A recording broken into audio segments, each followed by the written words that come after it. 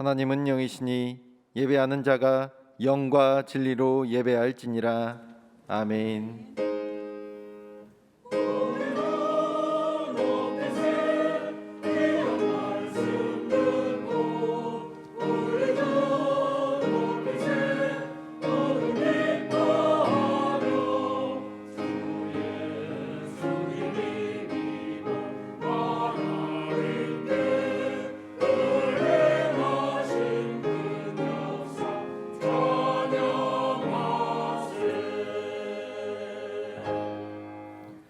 거룩하신 성삼위 하나님께 감사와 찬송과 경배를 올려드립니다.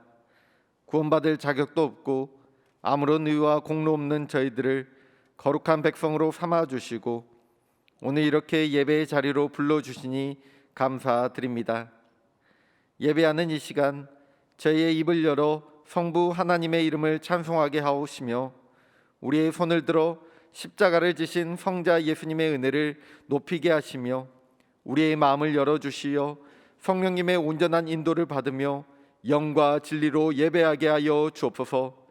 예배의 처음과 나중을 온전히 맡겨오며 예수님의 이름으로 기원하옵나이다. 아멘.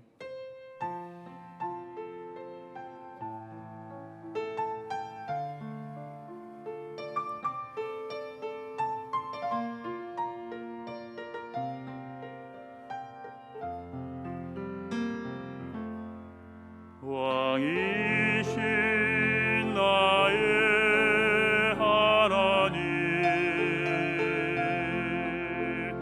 내가 주를 높이고 영원히 주의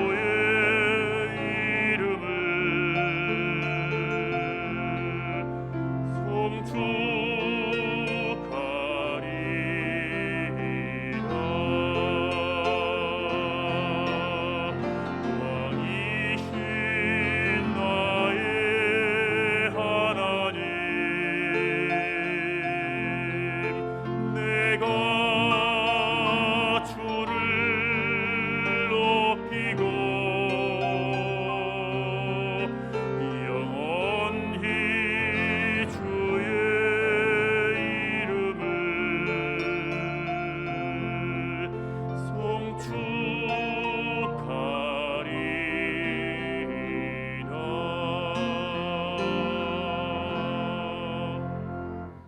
진실한 회개를 받으시고 용서하기를 기뻐하신 하나님 아버지, 그 자비하심을 의지하여 이 시간 저희들이 고백의 기도를 드립니다. 지난 한 주간 우리의 입술에는 원망과 불평이 가득할 때도 있었고 조금만 어려운 일을 만나도 기도하는 대신에 탄식하였으며 하나님이 아닌 계신 듯 절망적인 생각과 행동을 하면서 살아올 때가 참으로 많이 있었습니다. 되돌아보면 우리의 생각도 행실도 모두 다 하나님의 뜻에 합당하지 못하였습니다. 주여, 이 시간 회개하오니 우리의 모든 죄와 허물을 용서하여 주시고 우리의 마음을 견고하게 세워주시며 우리의 행실을 정결하게 씻어 주옵소서. 이 시간 하나님과 나만이 아는 은밀한 죄를 고백하겠사오니 주여 용서하여 주옵소서.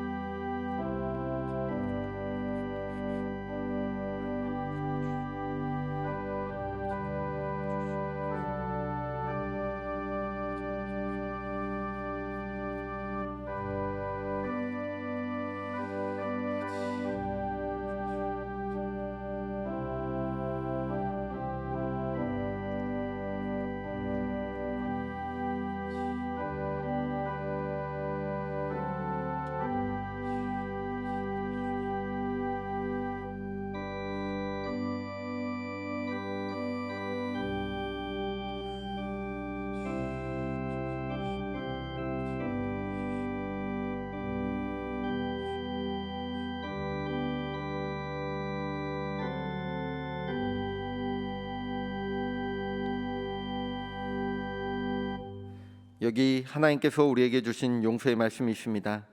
구하옵나니 주의 인자의 광대하심을 따라 이 백성의 죄악을 사하시되 애굽에서부터 지금까지 이 백성을 사하신 것 같이 사하시옵소서.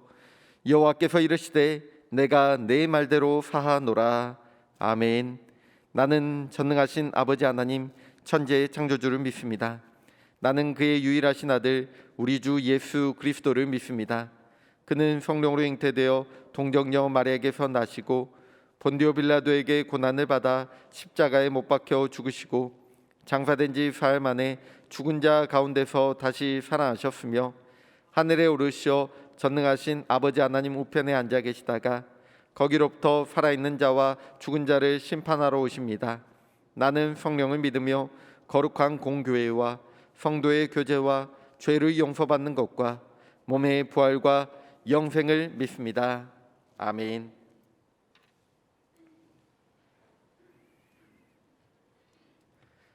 다 함께 교독문 117번 구주강림 3번을 함께 교독하시겠습니다.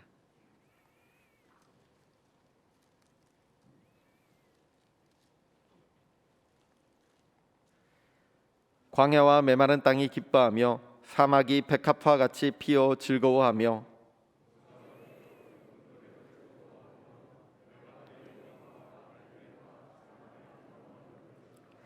그것들이 여호와의 영광 곧 우리 하나님의 아름다움을 보리로다.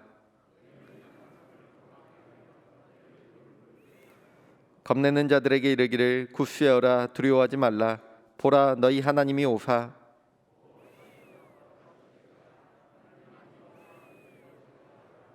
그때 맹인의 눈이 밝을 것이며 못 듣는 사람의 귀가 열릴 것이며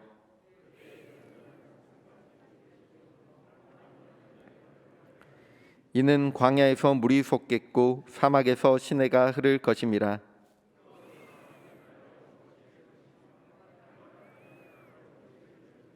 승냥이의 눕던 곳에 풀과 갈대와 부들이 날 것이며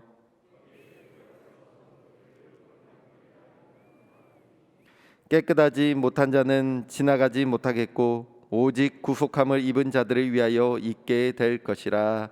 아멘.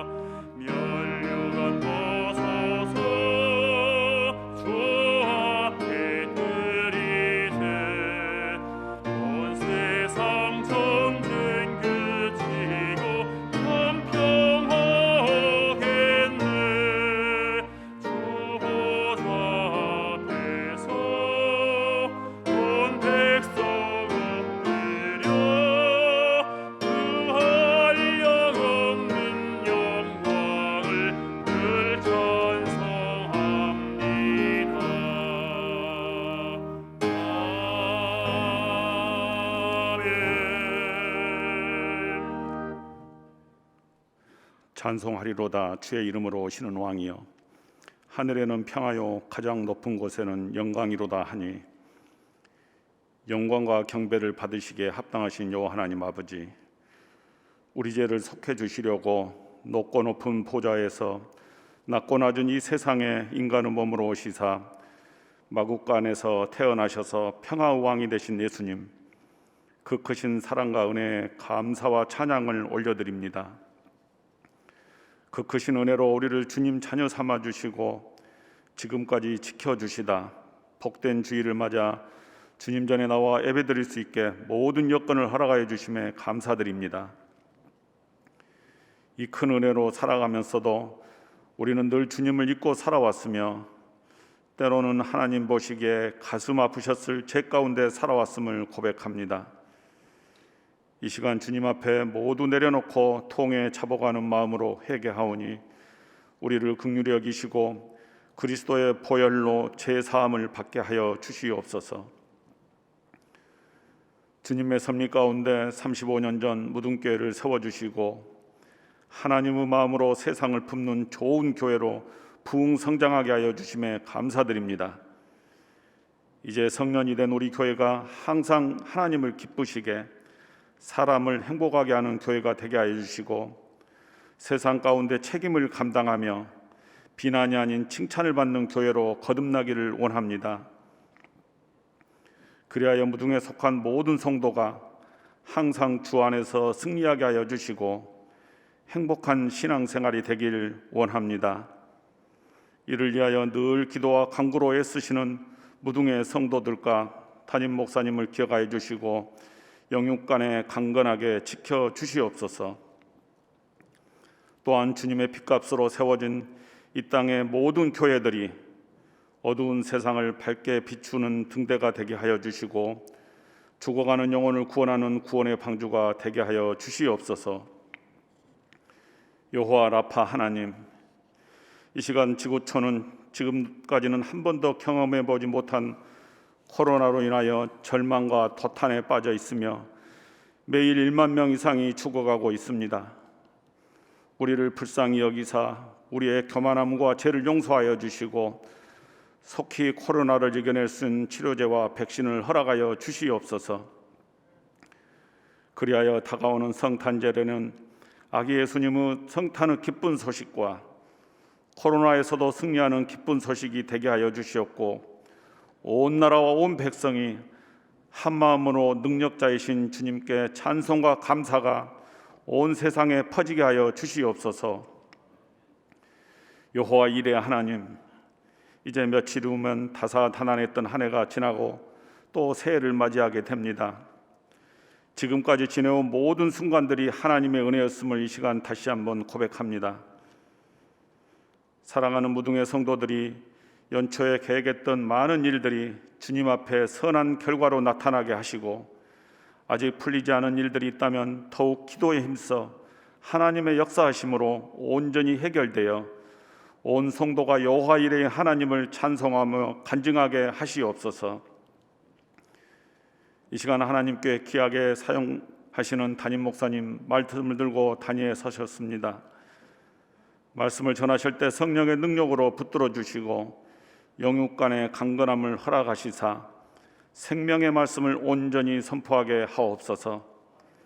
함께 머리 숙인 모든 성도님들 성령 충만한 시간이 되게 하여 주시고 말씀을 통해 성도들의 마음밭에 온전히 심겨져 우리의 삶에 적용되길 원합니다. 우리는 알 수 없으나 여러 가지 이유로 함께하지 못한 무등의 성도들 어디에 있든지 이 시간을 기억하게 하여 주시고 동일한 은혜 주시옵소서. 호흡이 있는 자마다 여호와를 찬양하라 하신 하나님 아버지, 이 시간 정성으로 드리는 할렐루야 찬양대 찬양을 기뻐 받아 주시옵고 하나님께는 영광이요 온 성도에게는 은혜의 시간이 되게 하여 주시옵소서. 어제와 오늘 그리고 내일도 우리와 항상 동행해 주시고 우리를 지켜주시며 우리를 죄 가운데에서 구원하신 예수님 이름으로 기도드립니다. 아멘.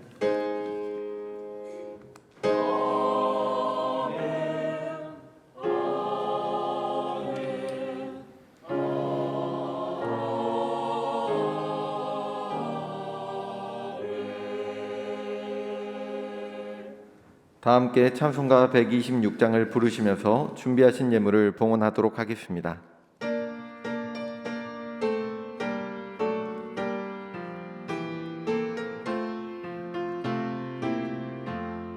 천사 찬송하기를 거룩하신 구주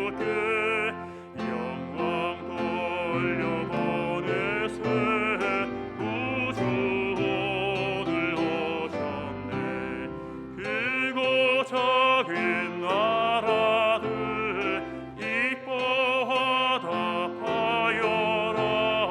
영광 받을 왕의 왕 베들레헴에 나신 주.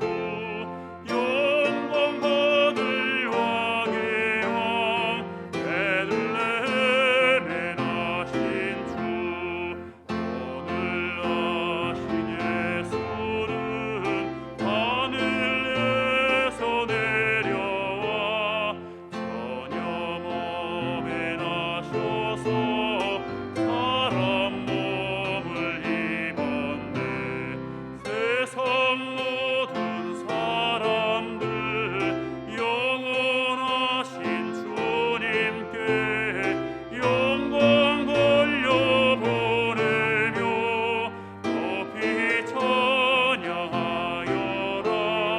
영광 돌려보내며 높이 찬양하여라. 의로우신 예수는 평화의 왕이시고 세상 빛이 되시며 우리 생명 되시네. 죄인들을 불러서 거듭나게 하시고 영생하게 하시니 왕께 찬양하여라. 영생하게 하시니 왕께 찬양하여라.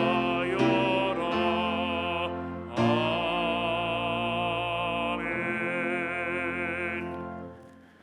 사랑과 은혜가 풍성하신 하나님 아버지, 오늘도 이렇게 주의 전에 올라와서 우리의 모든 삶을 주 앞에 내려놓으며 영과 진리로 마음을 다하고 뜻을 다하여 우리 하나님을 예배할 수 있도록 우리 한 사람 한 사람 세워주신 은혜에 감사하오니 우리 하나님 이 영광을 받아 주시옵소서.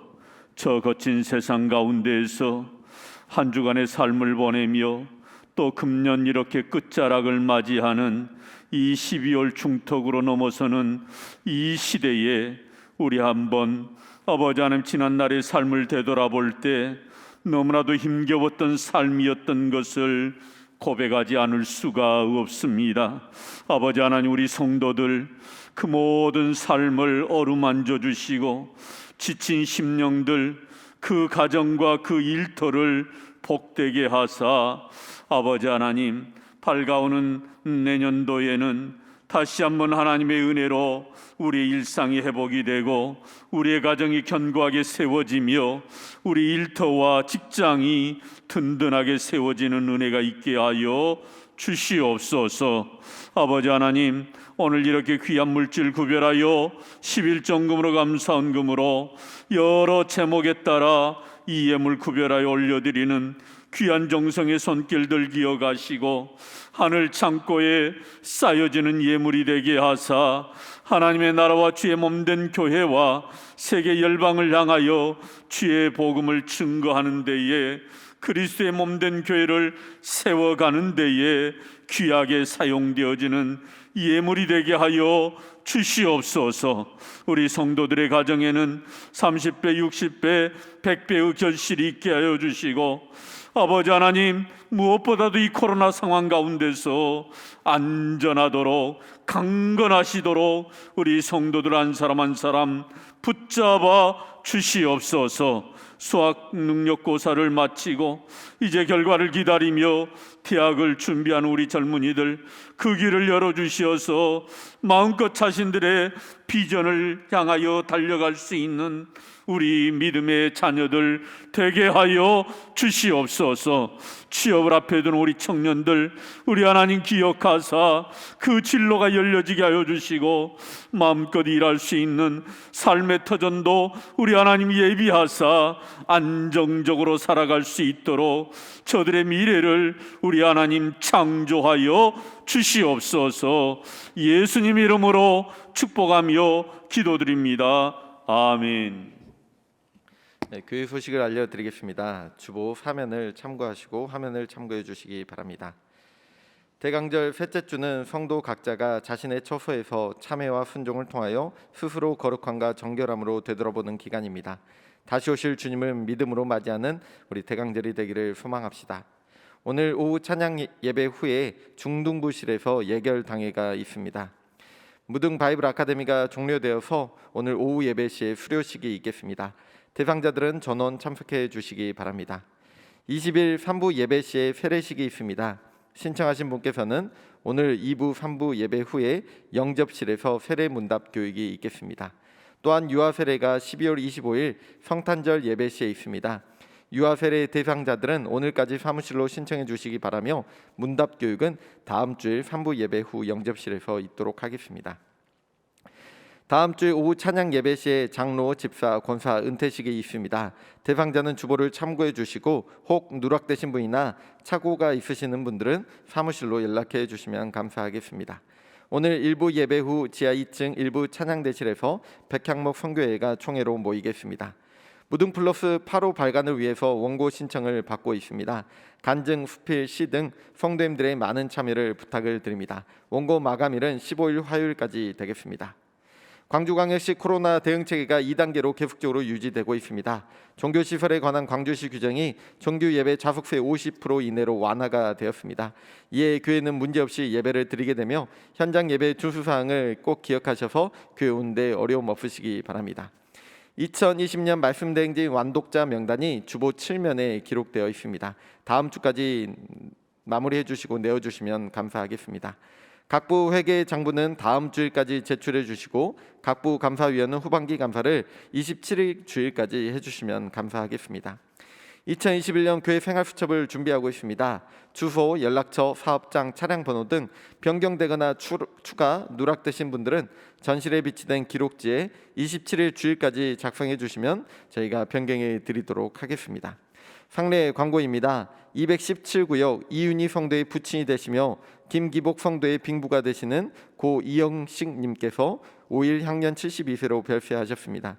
또한 315구역 최영미 권사의 모친이 되시며 배준호 장로의 빙모가 되시는 고 명추님 성도께서 5일 향년 93세로 별세하셨습니다. 또한 314구역 김정심 권사의 모친이 되시며 서일성 장로의 빙모가 되시는 고 이판래 권사께서 향년 9일 98세로 별세하셨습니다. 우리 많은 위로를 부탁을 드립니다. 오늘 우리에게 주신 하나님의 말씀을 함께 보도록 하겠습니다.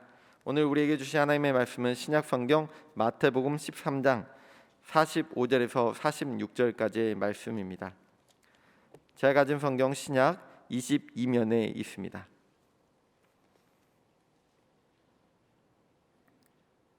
우리 45절 46절 한 목소리로 합독하여 읽도록 하겠습니다.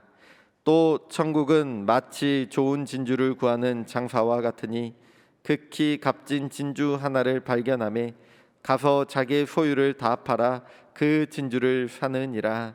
아멘.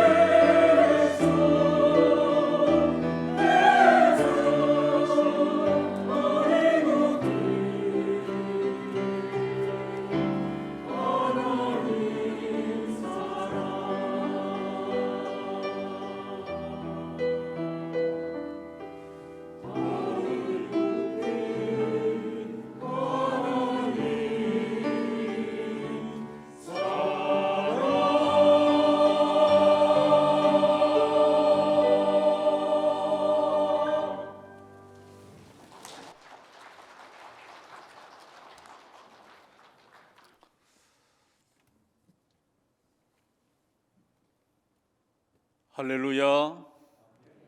오늘도 주의 전을 찾은 우리 모든 무등의 권속들이 천국을 품고 살아가기를 주의 이름으로 축복합니다. 요즘 음악 프로그램의 대세는 트로트인 것 같습니다. 여러 방송사에서 트로트 관련한 오디션 프로가 많이 열리고 있는데, 이러한 프로그램을 통해서 무명의 가수들을 발굴하는 그런 일들을 하고 있는 것 같습니다. 이러한 프로그램에 많은 가수들이 들고 나온 노래 가운데 하나가 나훈아 씨의 테스 형이라는 노래예요.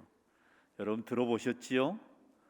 예, 장안에 이 짧은 기간에 가장 많이 알려진 노래가 아닌가 싶습니다. 이 노래 2절에 보면 이런 가사가 있어요. 아 테스 형 아프다 세상이 눈물 많은 나에게. 아 테스 형 소크라테스 형 세월은 또 왜 저래. 먼저 가본 저 세상 어떤가요 테스 형. 가보니까 천국은 있던가요 테스 형이라는 노래예요. 제 귀에 또박또박 이 가사가 들려왔습니다. 흔히 나훈아 씨를 가황이다 또는 가객이다 이렇게 부르는 그러한 아주 유명한 가수이지요. 이분이 많은 그러한 노래를 작사하고 또 작곡을 했던 분인데, 이 가사의 내용을 보면 어쩌면 그분도 70 중반에 접어들면서 죽음 이후를 생각하고 이러한 가사말을 유행가 가사에 넣은 것 같아요. 우리가 살아가는 세상살이가 너무 힘들어 인생에 대한 답을 찾지 못하여서 내 자신을 알라라고 말했던 철학자 소크라테스, 이 소크라테스 형에게 인생의 답을 묻는 거지요. 실제 아버지에게 묻고 싶었지만 아버지에게 묻는 것이 적절하지가 않았던지 테스 형이라고 표현했다고도 합니다. 어쨌든 인생에 대한 질문, 왜 세상이 이렇게 되는가? 그리고 먼저 가본 저 세상 천국은 있습니까? 하고 물어보는 이러한 가사말은 어쩌면 우리가 질문해야 되는 그러한 가사말이 아닌가 싶습니다. 먼저 가본 저 세상 어떤가요? 가보니까 천국은 있던가요? 여러분, 누가 우리에게 그러한 이런 내용으로 묻는다면 여러분은 무엇라고 대답하시겠습니까? 인생의 궁극적인 관심 중에 하나는 죽음이고 죽음 이후의 그 세계에 대해서 우리 누구나 가지고 있는 그런 하나의 궁금증 또는 질문이라고 할 수 있을 겁니다. 아무리 우리가 바쁘게 살아도, 아무리 힘든 삶을 살지라도 우리 인생의 가장 궁극적인 이 질문에 대한 답을 우리는 가지고 살아야 한다라는 것입니다. 모든 생명체는 본능적으로 살고 싶어 합니다. 왜 그렇습니까? 우리의 깊은 무의식 속에 죽음에 대한 두려움이 있기 때문에 본능적으로 우리 모든 생명체는 살고 싶어 해요. 이것은 비단 짐승뿐만 아닙니다. 사람도 마찬가지. 죽음에 대한 두려움이 무의식 속에 우리 안에 자리 잡고 있는 거예요. 그래서 어떤 위험한 일을 만나면 본능적으로 움츠리고 살고 싶어 하는 그러한 현상이 모든 생명체에 나타나는 것입니다. 일본의 최고의 고령자인 다나카 가네 할머니라는 분이 계세요. 이렇게 생긴 분이. 여러분, 이분의 나이가 몇 세인 줄 아세요? 117세. 엄청난 삶을 살고 있는 겁니다. 세계 최고 고령자로 기네스북에서 이분에게 이러한 연령에 해당되는 이분에게 상을 수여하는 그러한 모습, 인증샷을 찍은 겁니다. 한 기자가 묻습니다. 앞으로 얼마나 더 살고 싶습니까? 이 할머니의 멋진 대답 보세요. 끝없이 살고 싶다. 죽을 생각이 없다. 이렇게 대답한 거예요. 117세를 사는 이 할머니가 끝없이 살고 싶다. 죽을 생각은 없다라고 말씀했다라는 것입니다.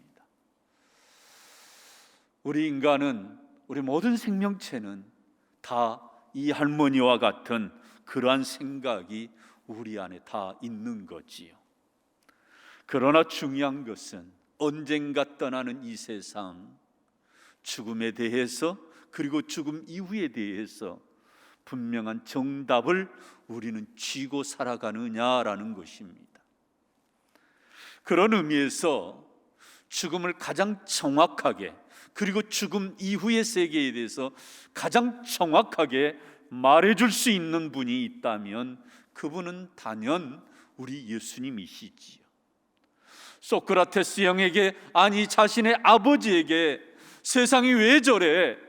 먼저 가본 저 세상 천국은 있습니까? 좀 더 반대로 말하면 지옥은 정말 있는 거요? 라고 물었지만 그 대답을 가장 정확하게 해줄 수 있는 분은 우리 예수님밖에 없는 줄로 믿습니다. 왜냐하면 우리 예수님이 이 땅에 오신 이유가 바로 여기 있기 때문에 그래요. 예수님이 이 땅에 오신 이유는 우리 모두에게 죽음에 대해서 분명하게 말씀해 주기 위해서, 죽음이 무엇인가를 알려주기 위해서 이 땅에 오셨고, 천국이 무엇인가를 보여주기 위해서 이 땅에 오셨다라는 것입니다. 우리 예수님의 공생애를 놓고 보면 우리 예수님이 유독 큰 주제 하나를 가지고 제자들에게, 많은 사람들에게 수많은 비유로 또 수많은 가르침으로 말씀하신 것이 있는데, 그것이 바로 천국, 또 다른 말로 말하면 하나님의 나라였던 것입니다. 예수님의 그 가르침의 내용의 큰 중심 주제는 바로 이 하나님의 나라가 예수님의 가르침의 굉장히 중요한 메시지예요. 무슨 경제 얘기를 우리 예수님이 하시질 않았어요. 무슨 정치에 대해서 강연하지 않았습니다.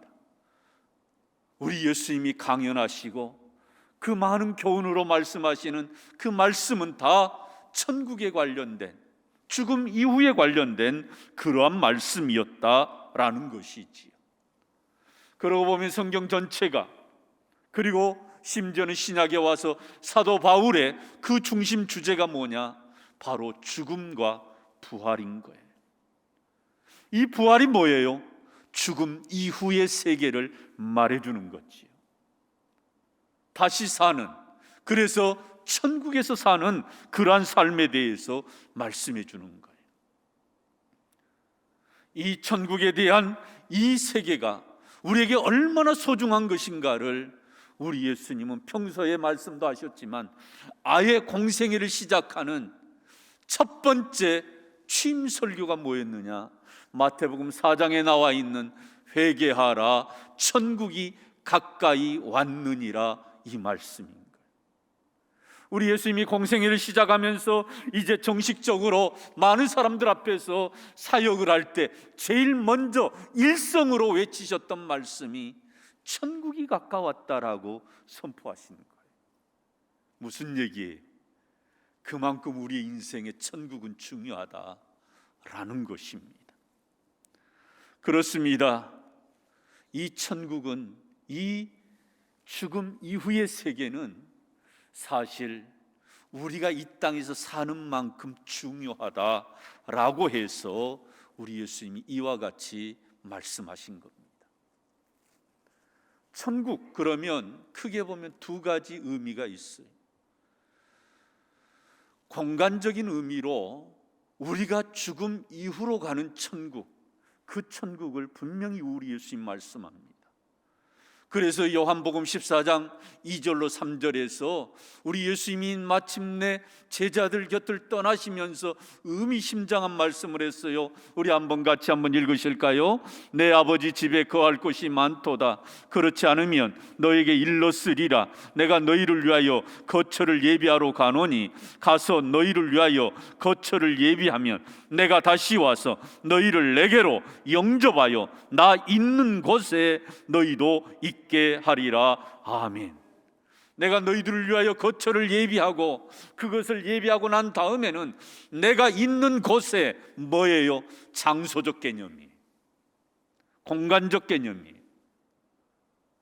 그곳에 우리도 영접하도록, 우리도 그곳에서 살 수 있도록 예비해 놓고 난 다음 우리를 데려오시겠다라는 말씀이지요. 이 천국은 우리 모두가 죽음 이후로 경험하는, 죽어서 가는 저 천국을 말씀하는 거지요. 그런데 또 다른 의미에서 이 천국은 통치의 개념입니다.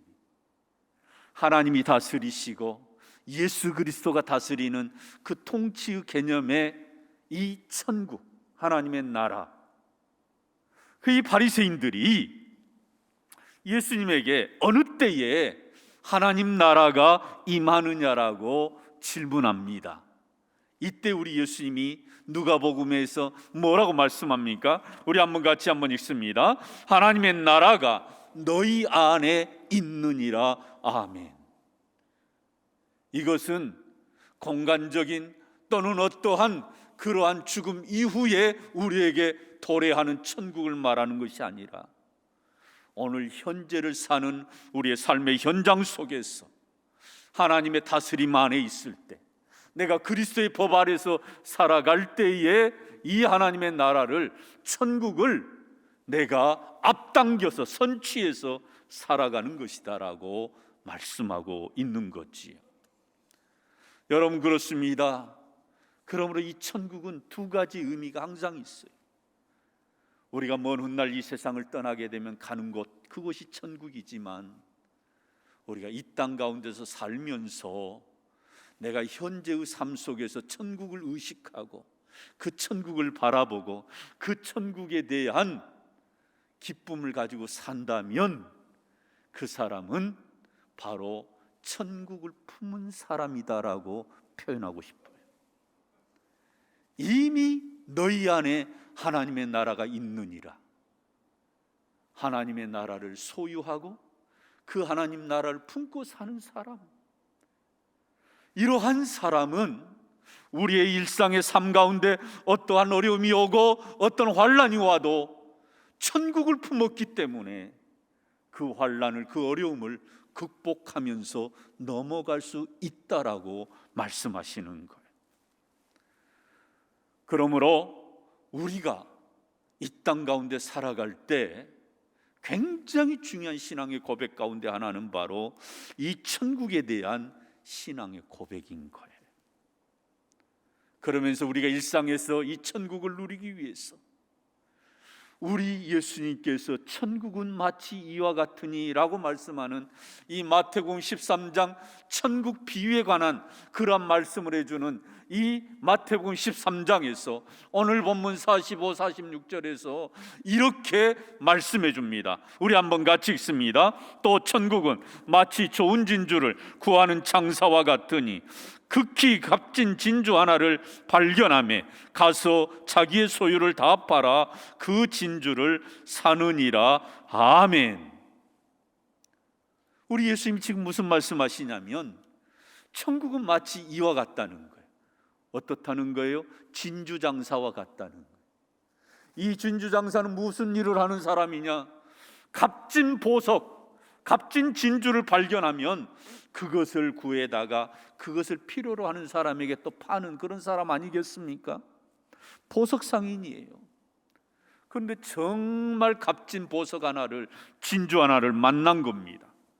그리고 나서 그것을 발견하며 가서 자기의 소유를 다 팔아 그 진주를 사느니라.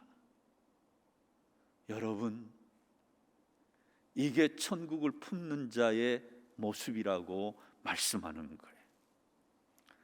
여러분, 이 본문의 말씀의 핵심은 뭐냐면 이 세상을 팔아서 천국을 사라고 말씀하시는 거예요. 이 세상 살면서 반드시 붙잡아야 될 것이 있다면 최고의 가치, 그게 바로 천국이다라고 우리에게 말씀해 주고 있는 겁니다. 여러분, 우리 예수님께서 가르치시는 수많은 비유나 가르침의 내용을 보면 천국에 관한 말씀을 많이 하셨어요. 씨 뿌리는 비유, 밭에 감추인 보화의 비유, 각종 물고기를 이렇게 담아내는 그물의 비유, 그리고 오늘 진주장사의 비유, 그리고 어린아이가 천국에서 큰 자니라, 이러한 모든 말씀들이 다 키포인트, 핵심이 뭐냐? 천국을 소유하라는 거예요. 세례 요한 이후로부터 이제는 천국은 침노를 당한다라고 말씀을 했어요. 천국을 쟁취하라는 것입니다. 그래서 사도 바울은 나중에 그가 신앙 고백하기를 우리의 시민권은 어디에 있는지라? 하늘에 있는지라. 사도 바울도 부활하신 주님을 만난 이후로 하늘의 시민권을 가지고 사는 존재로, 천국 시민권을 가진 그러한 존재로 그는 그렇게 당당하게 살았다라는 거지요. 먼저 가본 저 세상 천국은 있던가요, 테스 형? 아무리 테스 형에게 물어봐도 이 대답을 명확하게 해줄 수 있는 분은 오직 우리 예수님밖에 없는 줄로 믿습니다. 믿습니다. 여러분, 굉장히 중요해요. 여러분, 그러므로 우리는 부활의 신앙이 꼭 있어야 되는데 이 부활의 신앙을 좀 더 바꿔서 표현하면 천국 신앙이에요. 천국 신앙. 아, 그렇구나. 우리에게는 부활하여 저 천국으로 가는구나. 어떻게 우리가 천국에 들어가야 되는가? 우리 예수님이 아예 처음부터 공생애를 시작하는 일성으로 취임 설교했던 것이 바로 회개하라 천국이 가까웠느니라. 이것을 마가는 이렇게 기록합니다. 우리 마가복음 1장 15절 같이 읽습니다. 때가 찼고 하나님의 나라가 가까이 왔으니 회개하고 복음을 믿으라. 할렐루야. 여러분, 회개하고 복음을 믿을 때에 그 사람은 천국을 소유하게 되고 상속받게 되고 그 천국을 품고 사는 그런 존재가 된다라는 거예요. 옛날 우리 믿음의 선배들은 예수님을 왜 믿느냐라고 질문하면 그 대답이 뭐 중단이 없이 곧바로 튀어나온 답이 있었어요. 머뭇거리지도 않았어요. 열이면 열 다 물어보면 예수 믿고 천국 가야지요. 왜 하나님 믿으세요? 왜 예수 믿으세요? 예수 믿고 천국 가야지요. 이게 그냥 금방 튀어나오는 거예요. 그만큼 천국에 대한 그러한 고백이 있었어요. 예수 믿고 천당 가야지. 이 말을 입에 달고 살았어요. 과거 일제강점기 때 수많은 그런 박해 가운데 신앙을 견뎌낸 우리 신앙의 선배님들, 이분들이 그 박해에서도 변절하지 않고 끝까지 그 신앙을 지킬 수 있었던 것은 천국에 대한, 부활에 대한 신앙이 확고했다라는 겁니다. 죽어서만 가는 것이 아니라 그 천국을 소망하고 그 천국을 품고 사는 그런 인생으로 살았던 것입니다. 일찍이 한국교회 선교 초창기에 하나님을 믿고 예수님을 믿었던 최봉석 목사님이 계세요. 이분은 얼마나 하나님의 은혜와 그 권능을 체험했냐면 이름을 최권능 목사로 바꿨어요. 이렇게 생기신 분이세요. 대략 추측으로 그린 하나의 초상화입니다. 여러분, 이분이 예수님을 알고 예수님을 믿고 난 다음 늘 외쳤던 전도 메시지 구호가 있어요. 예수 천당, 불신 지옥. 너무너무 많이 들어봤죠. 이분이 늘 사람들을 만나면 예수 천당, 불신 지옥. 지나가는 사람 어깨를 탁 치면서 예수 믿어 이 사람아, 예수 믿어야 천국 가, 믿지 않으면 지옥이야. 정신이 번쩍번쩍 들었어요. 많은 사람들을 전도했어요. 산정형 교회 전도 목사로 다니는 곳마다 만나는 사람마다 예수 천당, 불신 지옥을 외쳤어요. 이분도 일제강점기에 많은 박해를 받게 되고 그러한 옥고를 치르게 되고 1944년 4월 15일 임종을 앞에 두고 이제 연약함으로 이제 세상을 떠날 때가 다가옴을 직감했어요. 그리고 가족들이 모였습니다. 그때 가족들에게 이분이 이렇게 말을 했다고 그래요. 하늘에서 전보가 왔구나, 나를 오라고. 하늘에서 전보가 왔다. 이제 나는 떠날 때가 되었다. 여러분, 이것이 바로 천국을 품는 자의 고백인 거예요. 이 고백을 하시고 찬송한 자리를 부르시고 그리고 조용히 편안한 얼굴로 그렇게 임종을 맞이한 거예요. 사랑하는 성도 여러분, 이와 같이 하나님의 나라를, 천국을 품고 사는 자의 죽음은 이렇게 그 끝이 아름다운 것입니다. 히틀러 독재 정권에 맞서서 싸웠던 독일의 보네포 목사님, 이 디트리 보네포 목사님에게 유명한 일화 가운데 하나가 우리에게 소개됩니다. 이분이 마침내 그 독재자 히틀러의 정권에 붙잡혀서 형무소에서 옥고를 치르고 드디어 사형 집행이 되는 날입니다. 많은 동료 죄수들이 그 죽음에 대해서 안타까워할 때에 이분이 이렇게 멋진 말을 합니다. 이 죽음이 마지막이 아닙니다. 이제부터 나의 영원한 생명이 시작됩니다. 주님께서 나를 위하여 예비하신 아버지 집에서 만날 때까지 안녕히 계십시오. 이게 디트리 보네포의 마지막의 인사말이에요. 여러분, 얼마나 멋있는 말이에요. 제가 일전에도 몇 번 제가 소개했습니다마는 제가 저희 아버님 돌아가실 때 저는 임종을 보지 못했어요. 아침 한 9시 좀 넘었는데 그 시골 해남으로부터 전화가 왔어요. 서울에 있는데, 아야, 아버지가 좀 이상해야 얼른 좀 내려와봐라. 예, 어머니, 제가 오전 수업 마치고 제가 내려갈게요. 제가 그때 대학원 다닐 때였어요. 그리고 나서 점심 지나서 이제 해남으로 내려오는데 천안쯤 내려가는데 작은 아버님으로부터 연락이 왔어. 아야, 아버님 운명하셨다. 제가 내려올 때 하나님 앞에 드린 기도가 있어요. 하나님, 우리 아버님 한 10분 정도만 저에게 시간을 주시면 제가 멋지게 인사하겠습니다. 멋지게 송별 인사를 하겠습니다. 그런데 돌아가셨어요.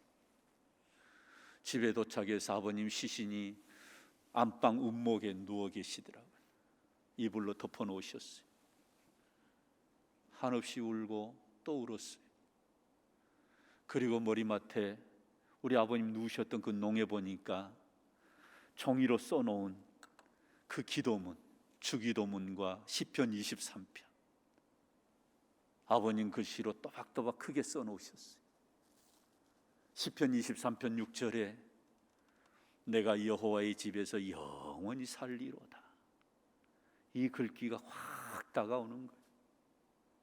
제가 아버님 10분만 그렇게 독대할 수 있는 시간이 주어진다면 제가 이렇게 작별하고 싶었어요. 아버지, 그동안 고마웠습니다. 저 천국 한복판에서 만나요.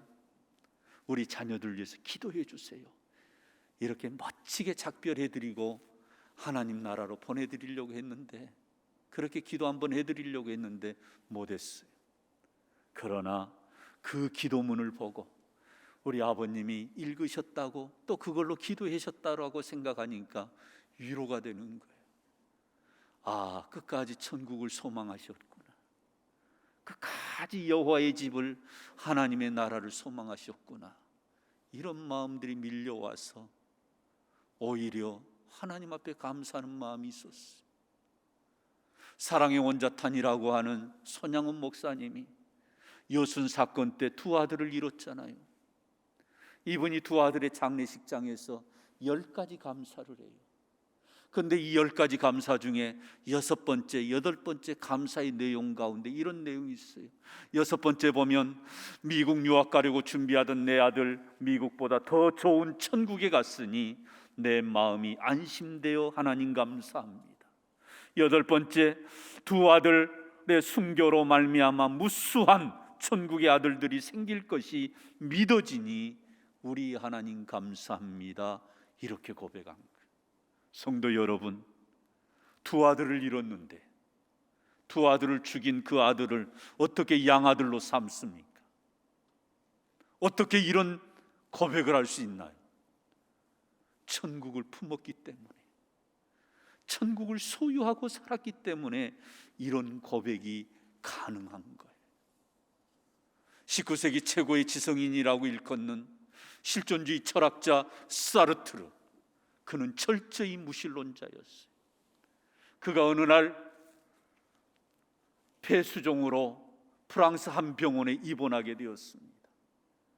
그리고 그는 한 달여 동안 그 병원에서 투병 생활하면서 병원 관계자들에게 소리를 고래고래 지르고 면회 온 사람들을 향하여서 신경질적으로 반응하면서 그는 그렇게 고래고래 소리를 지르면서 죽음의 공포 속에서 시달리다가 결국은 자기의 질병이 무엇인지도 두려워서 차마 아내에게 물어보지 못하고 세상을 떠났다라고 말합니다.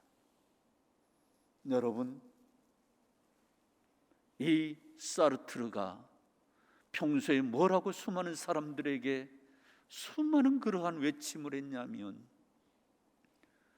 죽음으로부터 자유를 말한 거예요. 죽음으로부터 자유. 그러나 본인이 정작 죽음을 맞이했을 때 공포와 두려움 속에 휩싸여서 그는 그렇게 절규하며 세상을 떠난 거예요.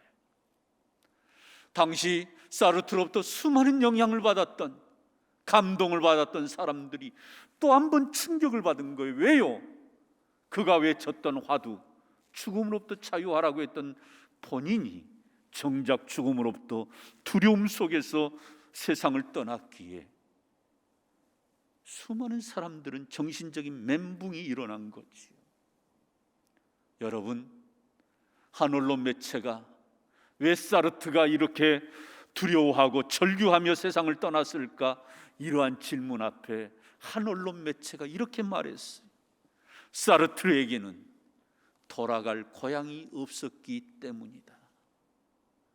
돌아갈 고향이 없었기 때문에 죽음에 대해서 이렇게 그는 절규했다라는 것입니다. 저는 충분히 공감합니다. 오히려 사르트르는 하나님의 존재를 부인하고 천국을 팔아서 세상을 사고 그것이 제일이고 그것이 삶의 의미라고 여겼던 것입니다. 오늘 우리 예수님은 분명하게 말씀합니다. 세상을 팔아서 천국을 사라고, 천국을 소유하는 자가 되라고, 천국을 품는 자가 되라고 말씀하는 거예요. 24년 동안 대하소설을 토지를 쓴 박경리 씨, 한국 문학계의 거장이죠. 큰 족적을 남긴 분이죠. 이분이 80 중반에 세상을 떠났는데 평소 인생에 대한 질문을 가지고 그가 쓴 시들을 모은 유고집, 버리고 갈 것만 남아서 참 홀가분하다라는 제목으로 유고집이 세상에 알려졌어요. 이 내용의 이 책에 보면 이분의 글귀, 짧은 글귀 하나를 소개하면 이런 내용입니다. 모진 세월 다 가고 다 평안하다. 늙어 이리 평안한 것을 버리고 갈 것만 남아서 참 홀가분하다. 버리고 갈 것만 남아서 참 홀가분하다. 저는 이분이 크리스찬인가 면면이 좀 살펴보았어요. 그러지 않았어요. 다만 이분이 말하려고 하는 메시지는 뭐냐면 죽으면 끝이다. 죽으면 평안하다. 이것을 이렇게 표현한 거예요. 모진 세월 다 가고 다 평안하다. 늙어 이렇게 평안한 것을 버리고 갈 것만 남아서 이제는 홀가분하다라고 말한 그녀가 말한 메시지는 뭐냐? 죽으면 끝이다. 죽으면 평안하다라는 겁니다. 공감합니다. 아니, 그랬으면 좋겠어요. 죽으면 끝이고 죽으면 평안하고. 그래서 많은 분들이 이런 푸념을 많이 하잖아요. 차라리 죽었으면 좋겠다. 차라리 죽었으면 좋겠다. 얼마나 세상살이가 힘들었으면 이렇게 푸념으로 말하겠습니까? 그런데 문제는 죽는 것이 끝이 아니라고 하는 거예요. 죽음으로 끝났으면 좋겠는데 보네포의 말처럼 이제 시작인 거예요. 하나님을 믿고 천국을 소유한 사람은 영생의 길로, 천국 길로 가는 것이고, 하나님을 예수 그리스도를 부인하고 믿지 않고 무신론자로 사는 사람은 참으로 안타깝지만 영벌의 길로, 영생의 길이 아니라 영벌의 길로, 지옥으로 갈 수밖에 없는 거예요. 그러면서 우리 예수님은 마지막 죽음의 자리에서도 수많은 사람들이 이것을 깨우치기를 원했고, 한편 강도가 당신의 나라에 임하실 때 나를 좀 기억해 달라고 할 때 네가 오늘 나와 함께 낙원에 있을 것이다. 야, 죽는 것으로 끝이 아니야. 죽음 이후가 더 중요해 라고 말씀해 주신 것입니다. 사랑하는 성도 여러분, 예수님이 왜 이 땅에 이렇게 인간의 몸을 입고 오셨나요? 이유는 간단합니다.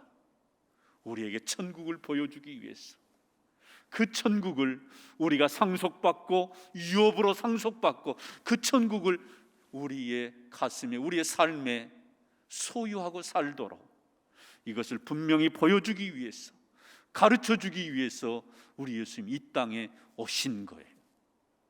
그런데 많은 사람들이 이제 국민소득이 높아지고 잘 살게 되면서부터, 언제부터인가 우리의 신앙 가운데 이 천국이 희미해지고, 그리고 그 믿음이 또한 약해진 것, 이것이 우리 성도들 안에 있어요. 옛날 우리 신앙의 선배님들은 늘 천국에 대한 소망으로 충일했어요. 입버릇처럼 입에 천당이라는 말이 자주 나왔어요. 그러나 어느 순간 우리는 현실에 안주하면서 이 천국에 대한, 이 죽음 이후에 대한 이러한 분명한 대답을 갖지 못하고 살아가는 그런 모습이 우리 안에 있다, 이 말이에요. 그런 의미에서 저와 우리 모든 성도들의 최대의 관심이 저 하나님의 나라가 되기를 주의 이름으로 축원합니다. 이 천국을 소유하고 살아가기를 주님의 이름으로 축원합니다. 천국을 품고 사는 사람, 그 사람의 끝은 너무너무 아름다운 것입니다. 찬송가 438장 내 영혼이 은총 입어 3절에 보면 이런 가사가 있어요. 높은 산이 거친 들이 초막이나 궁궐이나 내 주 예수 모신 곳이 그 어디나 하늘나라. 할렐루야 찬양하세. 내 모든 죄 사함 받고 주 예수와 동행하니 그 어디나 하늘나라. 자막 안 나오나요? 네. 3부 때는 좀 준비해 주세요. 여러분, 이 천국은 죽어서만 가는 것이 아니라 내가 주님과 동행하며 살면 그 어디나 하늘나라라고 하는 이 찬양의 가사 말처럼 우리는 우리 일상에서 하나님 나라를 소유하고 그 하나님 나라를 품고 사는 우리 무등의 권속들이 되시기를 주님의 이름으로 축원합니다. 축원합니다. 우리 한번 결단의 찬양으로 438장 우리 가사를 생각하시면서 함께 찬양하십시다.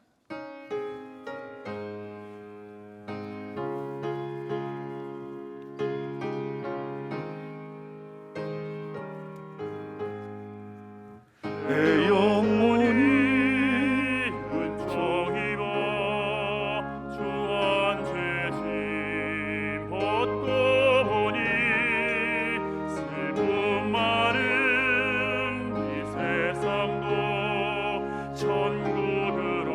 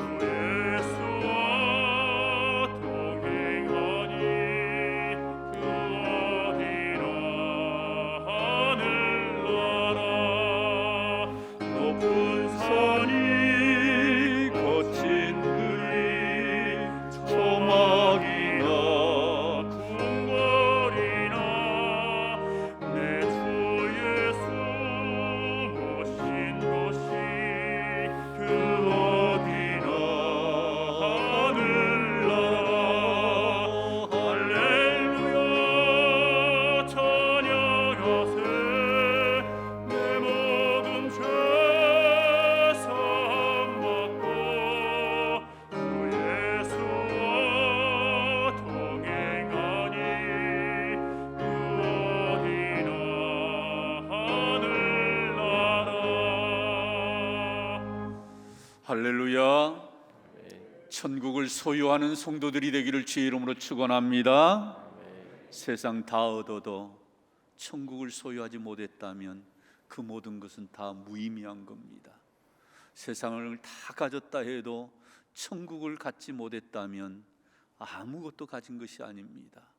이미 우리 예수님은 이 땅에 우리에게 이 천국을 보여주기 위해서, 그리고 그 천국을 소유하고 살도록 우리를 찾아오셨다면 우리 모두가 이 땅 가운데서 이 천국을 소유하는 자로 살아가기를 주님의 이름으로 축원합니다.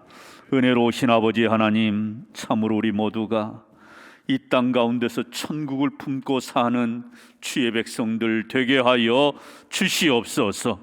세상을 팔아 천국을 사는 자가 되게 하시되, 어리석게 천국을 팔아 세상을 사는, 세상 속에 우리의 모든 것을 쏟아붓고 사는 그러한 어리석은 자가 되지 아니하도록 우리 한 사람 한 사람 다시 한번 붙잡아 주시옵소서.